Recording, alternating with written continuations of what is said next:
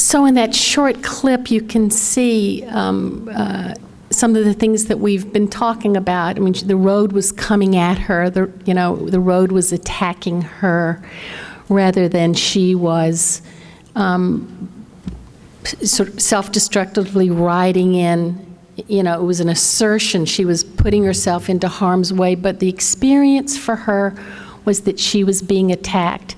Now, I also wondered, what did you all think about the comment about the bike seat? Anybody have a thought about that? I see a couple of nods. Yeah. Yes. Yes. Did you hear that? Someone said, it had to do with the coach. That's the coach's bike. It's a man's seat. So it was an allusion. It was a metaphor about being hurt by a man, and about the coach. Yeah, yeah. And when she said she had left the house, had left Dana, that's the wife of the coach, and her prevailing feeling up until this has been that she's a monster, that she ruined Dana's life. And so she had this horrible sense of inner badness that she had to punish herself for. So that, we just have a few more minutes before questions and answers, so I want to go over some of the treatment issues. And let me just say, we can't really get to all of this in an hour and a half to 2 hours, but you're in luck because we have a suicide prevention program training in which you can be trained in core competencies. And it's a full day, and it goes over everything in detail, and I highly recommend it. And you can find out more about it by emailing kpalmer@iamtgc.net, or you can go to the VCE site, and then you can find out more about the suicide prevention programs. That's a training. This is more just a very thumbnail kind of cursory review of suicide issues. And I tried to bring in some of the things that I thought you all probably didn't talk about in other settings. We have a whole bunch of checklists about what to ask and what to look for, and you can get those at the training. So what are some of the treatment issues? Well, first there's the crisis management. The first thing is to protect the adolescent from self-harm. Number one, safety. Secondly, and related, decreasing perturbation and lethality.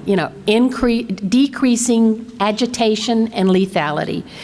Both of those involve detailed discussion with your adolescent and the family about specific issues or situations that might promote further suicidal behavior. For the adolescent boy, he was temporarily hospitalized until a safe home could be established for him, and he was separated for a while from his father. That was a very important thing to do, and guns had to be put away.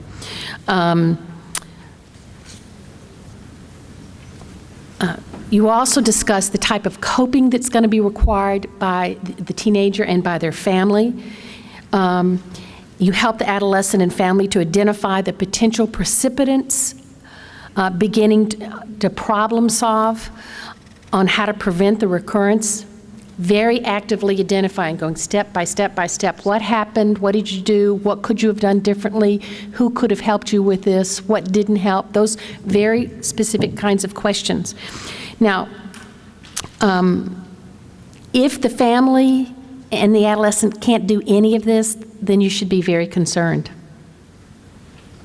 They're not ready, and you've still got a crisis on your hand. Now, no suicide contracts. Suicide contracts are not commonly negotiated at the beginning of crisis management. And there are a number of reasons for that. One is you really don't know this adolescent and their family. So you don't know their capability of entering into that kind of contract. And secondly, the research shows that at this stage of the game, they don't work. There's no evidence that it's beneficial at all. What it can do, what suicide contracts can do, is they can be used as an evaluation tool, as a tool for discussion, as a tool for, well, who do you call? When would you call? What do you need? What if this happens? That kind of discussion. What's the definition of danger? What sets you off? What can you do not to do that? So again, it can be an assessment tool and be used as a structuring and linkage function to the therapists and family members.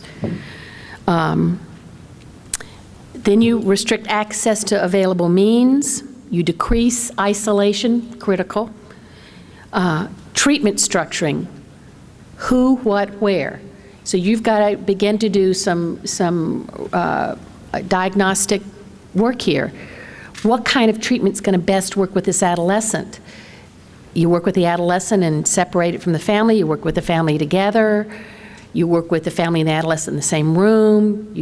These are very important treatment questions, and sometimes it's just got to be trial and error. You may have to mix it up quite a bit at the beginning until you all get to know one another. Formulate and define the problem, the precipitants, the alternatives to fight or flight behavior. Provide structure and definition of mutual responsibilities. Everybody knows what they're responsible for. Parents have got to be involved in this. Patient stays alive and comes to therapy, and that may be that responsibility for the adolescent. Therapist provides therapy. You need to be very explicit. Problem-solving intervention at the beginning can actively provide sort of an ego support to the adolescent and to the family, because of course the family too may be quite shaken by this and need your support and active guidance. Accessibility and availability, and this one is important. Teach your adolescent how, where, and when to reach you or whoever's covering. There has to be some sort of coverage.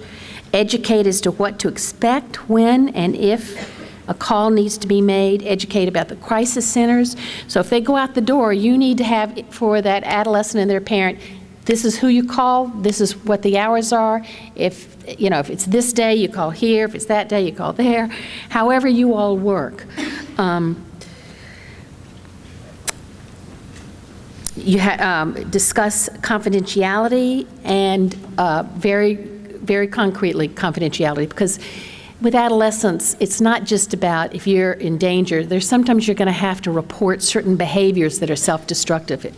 And so you need to be very clear with them and with their parents about how this is all going to work. And again, this is a lot to do in the first session, but you need to do it as soon as possible, because it's the beginning of trying to shift out of behavior management into a therapy.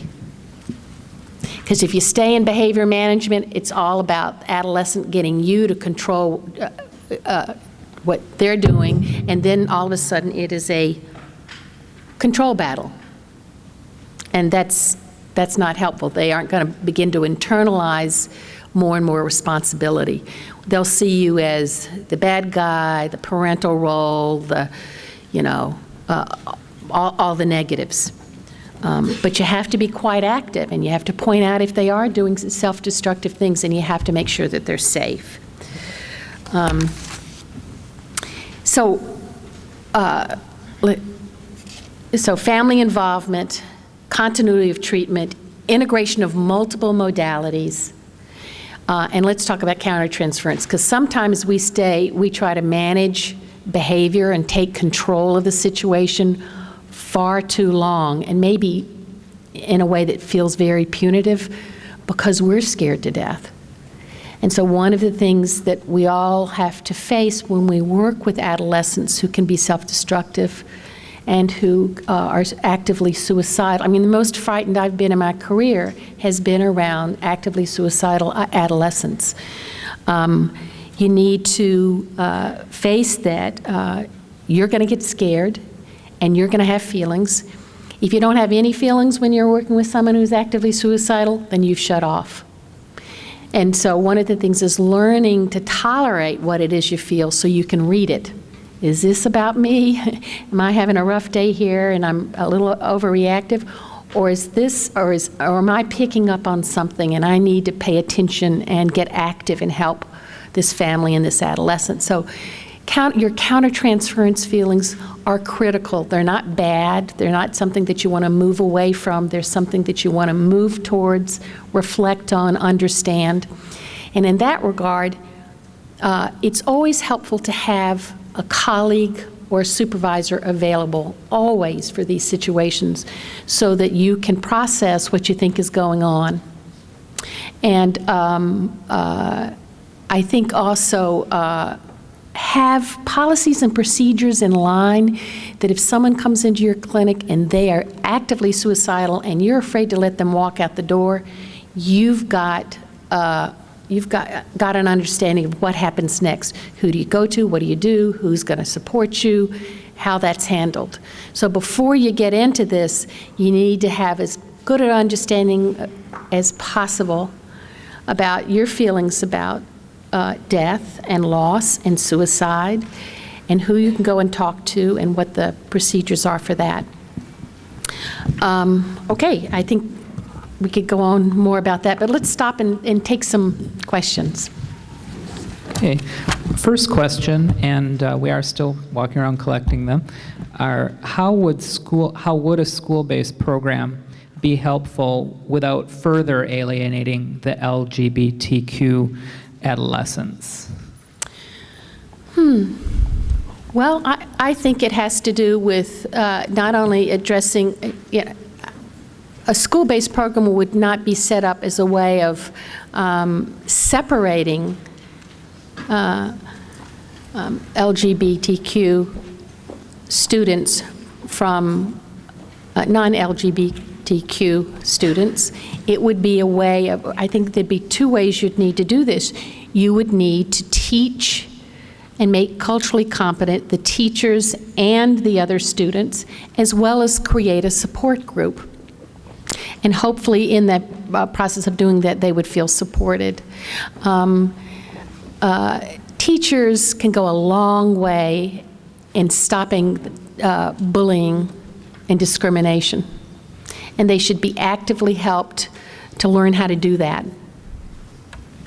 I hope that answers your question. I think you can't just take them out of the class. What you do is you create support groups, help them with learning how to deal with stress and discrimination, while simultaneously creating in that school a culture of acceptance and tolerance. If anyone has a question that maybe is too complex to write out and would like a mic, we can bring a mic to you. Anyone with an additional question? Okay. Well. Okay. All right. Thank you. Thank you.